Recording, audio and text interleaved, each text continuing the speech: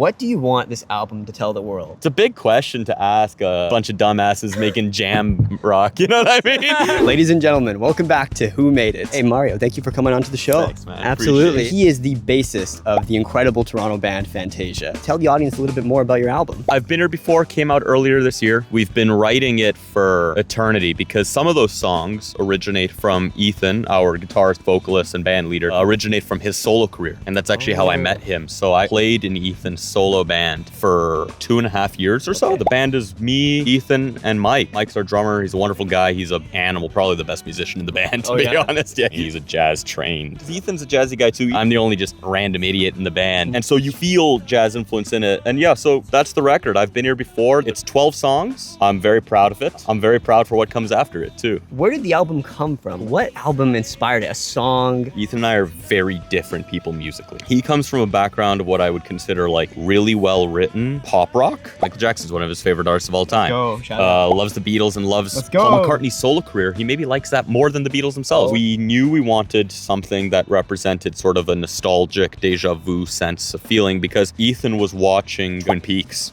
Great show. And he loves Twin Peaks. And I didn't finish it. I just found out who the killer was. I got to like that part of season 2 and just stopped. Just to let you guys know, as soon as it gets there, the show is bad. So quit the show after that. So yeah, that was a big influence. Like the Red Room in Twin Peaks. Yes. And we were like, we love that vibe. So we wanted to kind of commit to that colorful, liminal space, nostalgic. There's like a wistfulness to it. And we wanted to portray that. The challenges that you had creating the album, what stood out for you? Budget, really. Music's cheaper than it's ever been to make. Let's get that out of the way. And that's a wonderful thing. But it still costs you. When we came to making the record, we played gigs and then we used the money we made from the gigs to play recording sessions. And once we did the recording sessions, we had Ethan's great friend and a good friend of mine and just a fantastic dude, Therese, who mixed the record. Like if it wasn't for him, if it wasn't for Ethan's cousin Daniel and some other friends along the way who were able to help us with artwork and concept, if it wasn't for the fact that I think all the boys were just willing to make it work and throw in their own money and we split everything, 3 ways, it would have been impossible to get off the ground. Can you share with me like a crazy moment, a fun moment that you had? One of the songs, number 54, it's the only instrumental on the record. It at least took like maybe 12 takes of the whole thing. Nice. It took us a bit. There's this one part where we all lock in together kind of towards the fade out of the song. And it was one time. It was not written. It just happened. It was really organic. It was really fun. It's on the recording. Yeah.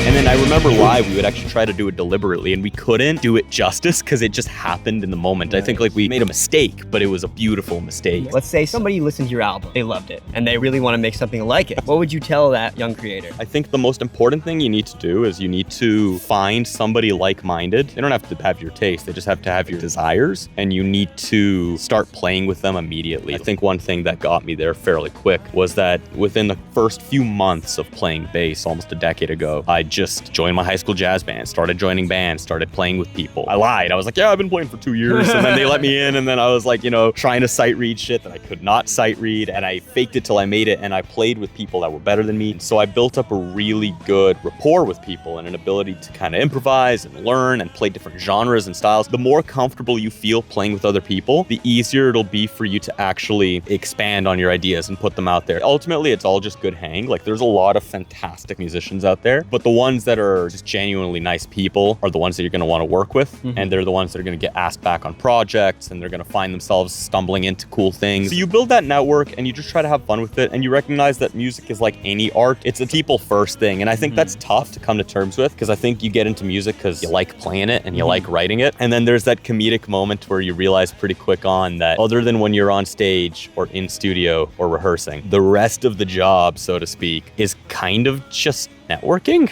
and media and like having beers with people. I mean, it's fun. Like I like that, you know what I mean? Yeah. But you have to like it, or at least you have to learn what parts of it you do like and learn when to send your bassist to do it instead because he likes the beers. What do you want this album to tell the world? The meaning behind it? It's a big question to ask a bunch of dumbasses making jam rock, you know what I mean? But it's like asking the Grateful Dead, like, so you got any like strong opinions about insert thing? And they're just like, no, Nah, bro, I just thought it sounded sick and 5'8". Jokes aside, it's a sappy record at times. I think lyrically there's a lot of romance. And I don't think the intention out there is to try to deliver some great message about the tribulations of how relationships go. But I think it's more so to just kind of inject this nostalgic feeling that you get when you look back on relationships, or like you get a little older and you remember maybe how something was a lot simpler, or how you used to meet people in a capacity before, say, online. We might get more concept-y in the future, but I think as it stands, that's what it means for us. Where can they find more of your work? Our music is everywhere where music is. We're on Spotify, we're on YouTube, we're on Apple Music. If you hit those up, you'll find us. We're Phantasia with a PH. Instagram, Facebook, I mean, we're all over. Thank you, Mario, for coming on the show. It's a pleasure.